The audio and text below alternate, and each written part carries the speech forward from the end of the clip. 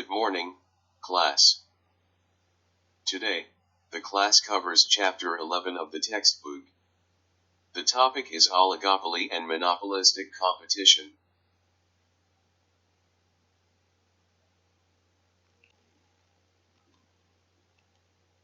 This chapter tackles the final two categories of market structure, oligopoly and monopolistic competition.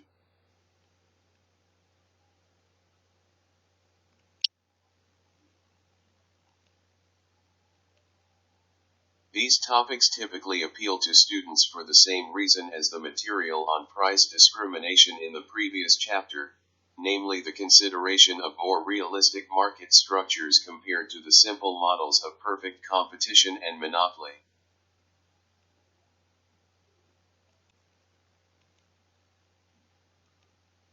This realism, however, comes at a price, and taking the time to present the technical parts of the discussion here is very important.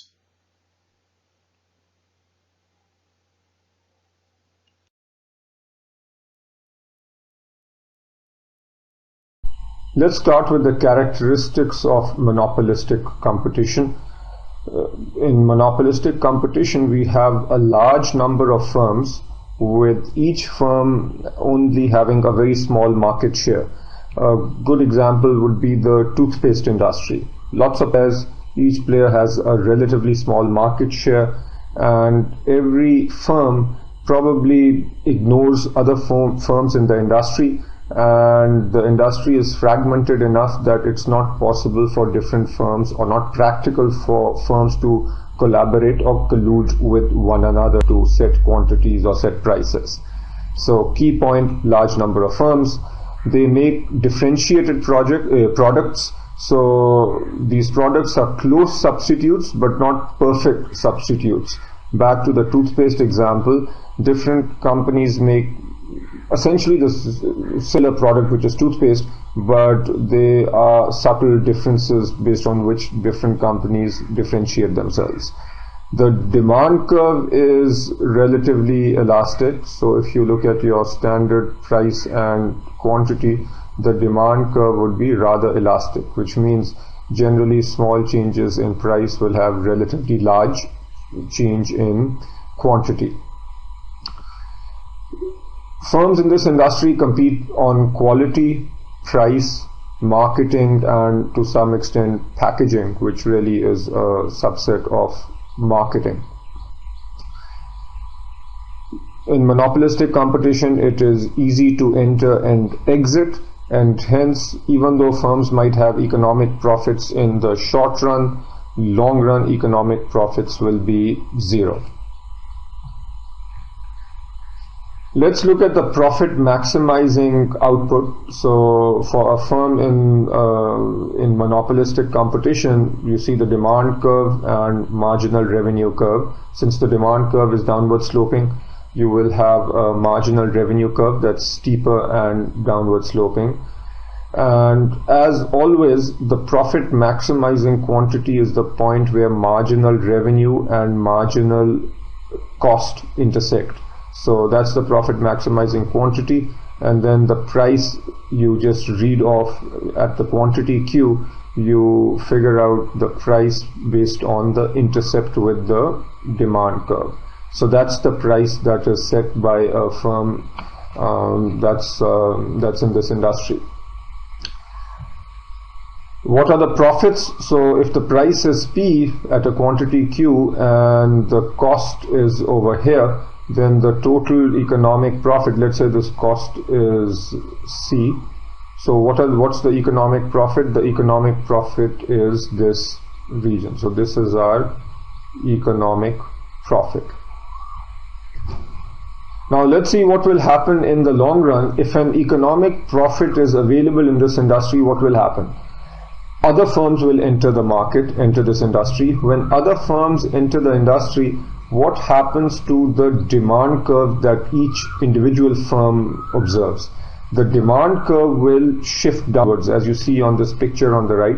If the demand curve shifts downwards, eventually at the profit maximizing quantity Q, if you look at this point at the profit maximizing quantity, the market price determined by the intersect with the demand curve and the average cost become the same. So what happens to economic profits? As you notice in this case, since the price and the cost, so the price is equal to the average cost, then there is no economic profit. So in the long run, economic profits are wiped out. There are two fundamental differences between monopolistic competition and perfect competition, and those two differences have to do with the fact that in monopolistic competition there will be excess capacity and there will be markup. Let's look at markup first. So here again, demand curve and the marginal revenue curve. The profit maximizing quantity will be this point over here where marginal revenue and marginal cost intersect. So that's your profit maximizing quantity, that's the price. So what is the markup? The markup is the difference between price and marginal cost. So this distance from here to here is our markup. It's the difference between the price charged by the firm versus the marginal cost of producing one additional unit. So this distance is our markup. What about excess capacity? Excess capacity, as shown up here, is the difference between quantity at which average total cost is minimum. So that's this point over here. That is the point where average total cost is minimum. So this is roughly your efficient quantity. And the excess capacity is the difference between the quantity actually produced and the efficient quantity.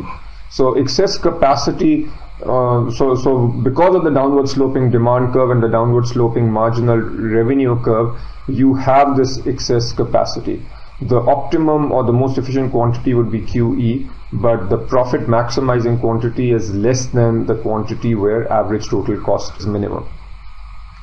Just to differentiate this from a perfectly competitive market, in a perfectly competitive market, since we have a flat demand curve and the demand curve is the same as our marginal revenue curve, in this case the efficient scale will be the same as, so the amount that a firm produces, the quantity is also the efficient amount. And that, as you can see just from these graphs, is because in a perfect competition the marginal revenue curve is a straight line. So in a perfectly competitive market there is no markup and there is no excess capacity. Is monopolistic competition efficient? Actually the jury is out on this. The quantity is less than efficient, so that's obviously not great, but users get a variety which they value. So one might make the case that this market or this industry is efficient because even though we are producing a quantity that's less than efficient, but users do get variety which they value. So a case can be made either way for whether or not monopolistic competition is efficient.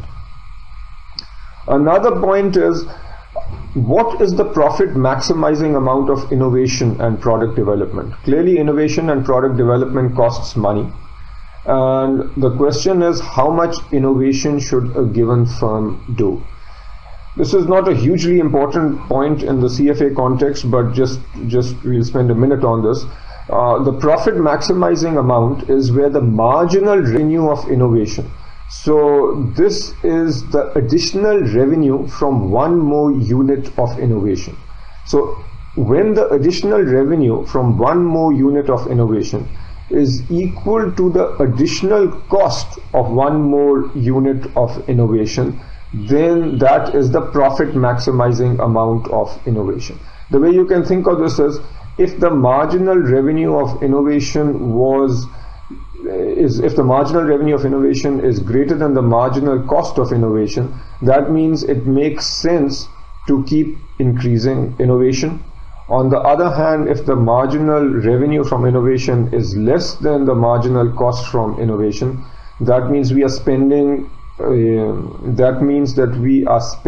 too much on innovating. In that case, we should reduce the amount of innovation. So what's the bottom line? Bottom line is, if you look at this together, the profit maximizing amount is when the marginal revenue from innovation is equal to marginal cost from innovation. And by now you should be very, very familiar with this relationship.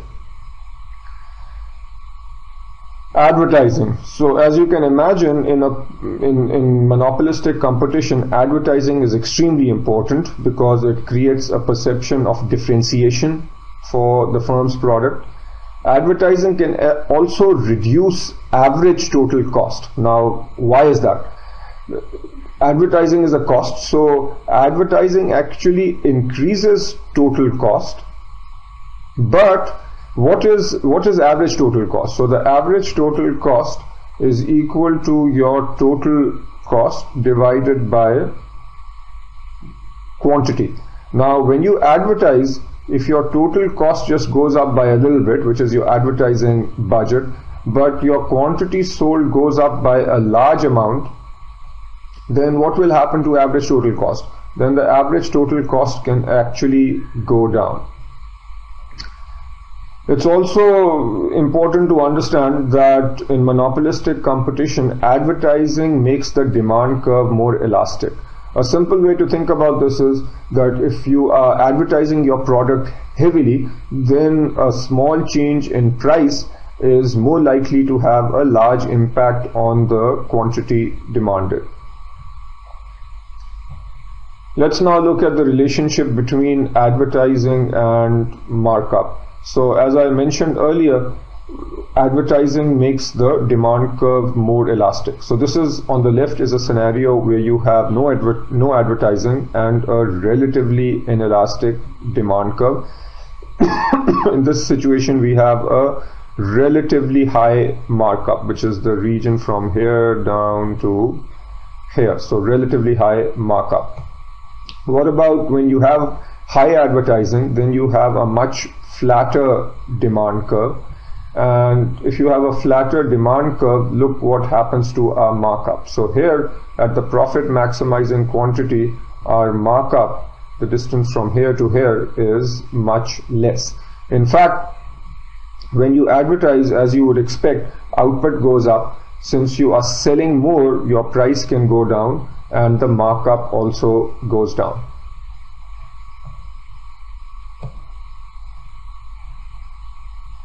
Brands are very important in monopolistic competition because they provide consumers information about the quality of the product. So when you go buy a branded product, you know that the quality is good because you recognize that the firm that has spent so much time and money to build a brand has the incentive to maintain quality. If a company does not maintain quality, the value of the brand will fall very fast, and you as a consumer know that. So basically that means that when you buy a branded product, you can be fairly confident that the quality is good. Is advertising and brand building efficient? Again, here the jury is out. There is no consensus. Clearly it costs money to advertise and build a brand, so that money is not directly adding value. However, by building a brand, it gives consumers the confidence that the quality is good, which is an intangible benefit. And obviously consumers, enough studies have shown that consumers do value brands. So there is a positive, but there is no clear consensus on whether or not advertising and brand building is 100% efficient. So we are done with monopolistic competition, and now we will talk about oligopoly. So what's an oligopoly? In a oligopoly, you have a small number of firms which compete with each other, and there is interdependence between the firms. A classic example of oligopoly will be Coke versus Pepsi. So another aspect is that there is a temptation to collaborate. So potentially Coke and Pepsi could collaborate, form a cartel, and they collude to establish prices and quantities. How are oligopolies formed? Oligopolies are formed where there are barriers to entry, either natural or legal, and we'll discuss this on the next slide. In an oligopoly, the products could be similar or differentiated, so this distinction is not necessary for an oligopoly. And generally the HHI, the Herfindahl-Hirschman index, will be high. So generally the HHI would be 1800 plus. We've already discussed the HHI before. Just to give you, just to refresh your memory very quickly, HHI is the market share. You take the market share of the top 50 companies, square it, and add all the numbers. So up to 50. In an oligopoly, you will just have a few number of firms.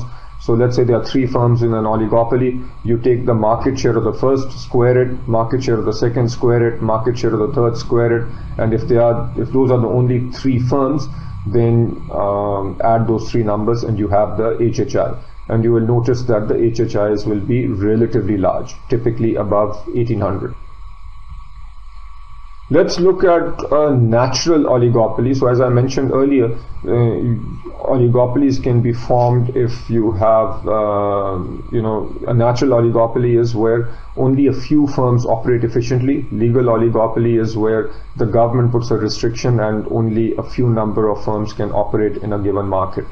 So how does a natural oligopoly happen? Let's look at an example depicted by these graphs over here.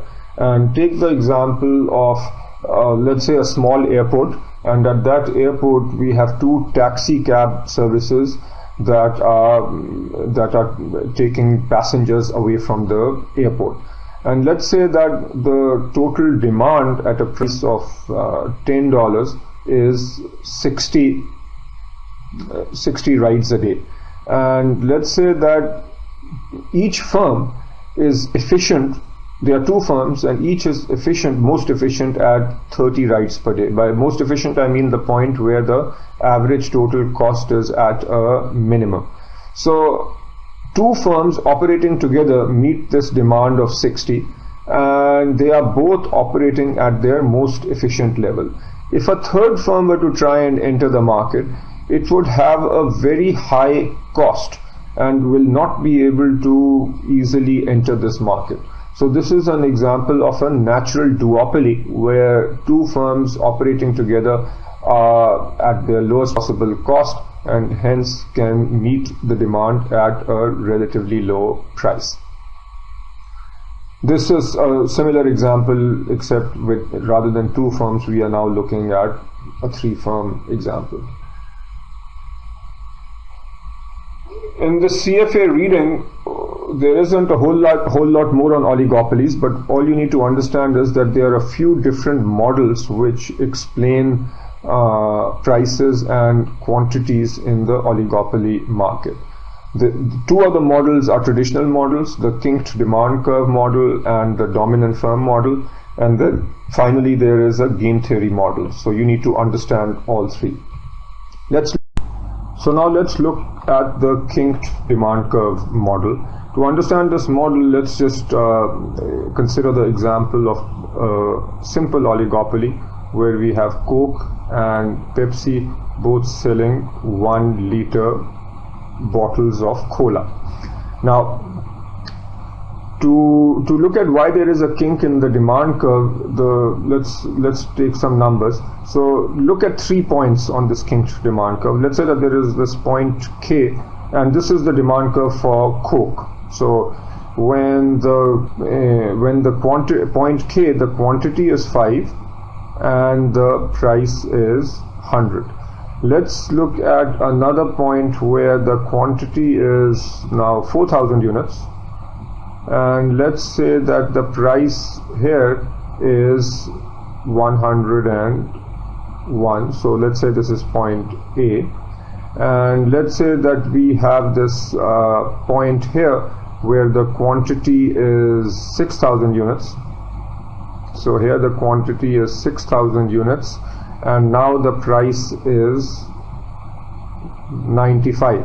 So what's going on over here? What this is saying is that when the price of Coke goes up, so Coke decides to increase price from 100 to 101, so only a 1% change in price, but the price goes down by a lot, from 5 to 4, so there is almost a 20% change in quantity. So this is a very elastic region. Why? Because when Coke changes its price, Pepsi does not change its price. So if Pepsi keeps its price at 100, then most consumers will switch to Pepsi, and Coke loses a lot. So this region to the left of the kink is very elastic. However, to the right of the kink, when Coke reduces its price, Pepsi also reduces its price. So it takes a much larger percentage change in price. So here we have literally almost a 5% change in price to cause the quantity to go up from 5 to 6. So to the right of the kink, our curve is much less elastic. So the basic reason for the kink is, to the left of the kink, the competitor does not follow the increase in price, but to the right of the kink, the competitor is also going to reduce prices. So that explains the kink. Now, what about the marginal revenue curve? So the marginal revenue curve has this discontinuity. Why do we have that? Again, let's just understand this in terms of the 3 points A, B. So this point I said was point B, and the point K. So let's look at our revenue at the 3 points. At point A, what's our revenue? It's 4 times, so we'll just, so 4 times 101, which is 404. At the kink, we have 5 times 100, which is 500. And at point B, we have 6 times 95, which is 570. So from A to K, a 1 unit change in quantity. What was the change in revenue? So effectively that's the marginal revenue, 96. What about from K to B? So in this region, from 500 to 70. So here the change in revenue for a 1 unit change was 70. So notice we have at this point here, we are marginal revenue about 96, and here marginal revenue 70. So because of the kink in the demand curve, there is a discontinuity in the marginal revenue. Now what this is saying is, no matter, if your marginal cost curve is anywhere between, these 2 points, as long as your marginal revenue is anywhere between these 2 points, the profit maximizing quantity will be 5,000 units. So that explains our kinked demand curve model for a oligopoly. As always, the profit maximizing quantity will be the point where marginal revenue is equal to marginal cost. The second model that you need to understand is the dominant firm model.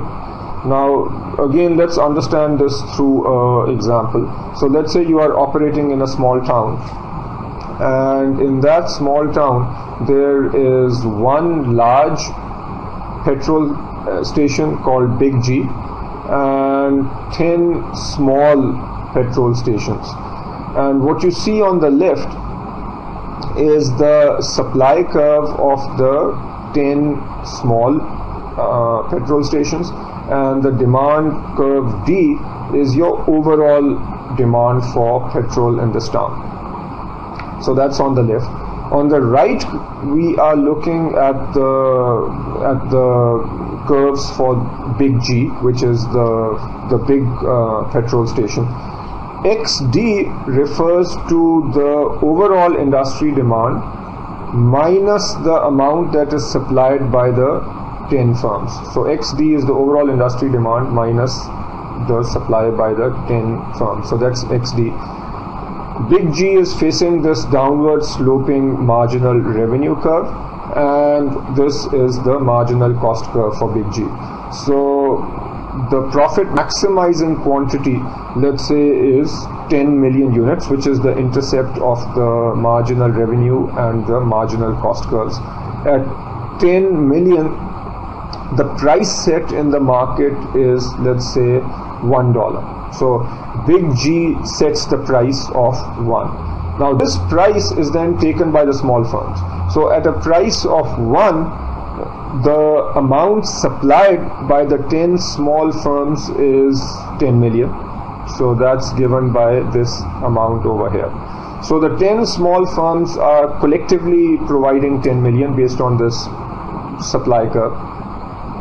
Remember, the supply curve is also the same as the marginal cost, as we've discussed in earlier lectures. And effectively, what is the marginal revenue for the small firms? So the marginal revenue for the small firms is this line over here. So the price of 1 was set by the big company, Big G, and that price, so essentially the 10 small firms become price takers. So their marginal revenue is 1. This is the intercept point. So collectively, the 10 small firms are providing 10 million units. So 10 million units come from the 10 small firms. The one large firm in of itself provides 10 million. So the total amount supplied in the industry is 20, which meets the overall industry demand. So why do we have a dominant firm? This dominant firm is the one that has a lower cost of production than its competitors, and hence that is the firm that can dominate this market. Now the final model that you need to know about is based on game theory. And just a quick refresher on game theory. It's a tool for studying strategic behavior. So you can study about game theory in strategic management courses and so on, but here obviously we will apply it to oligopolies and how the different players in an oligopoly might interact with each other. As with any game, we need to have some rules, strategies, payoffs, and different outcomes, and we are going to understand first, we are going to study this example of the prisoner's dilemma, and then we'll apply this to oligopoly. So let's understand the rule. So here is the context. So let's say the police has caught 2 robbers, A and B. So they've been caught red-handed stealing a car, and the punishment that they are potentially looking at for stealing a car is actually, so stealing a car, they've been caught red-handed, so the punishment for that is 2 years. Now the police suspects that these 2 robbers, A and B, were involved in a multi-million-dollar bank robbery a few weeks ago. The police doesn't have conclusive evidence, but they suspect that these are the guys who sort of did the bank robbery. So here are the rules of the game. The police officers take A and B into 2 separate rooms, and they are given the following rules. So the police has a similar conversation with both A and B, but in different places. So here is what A is told.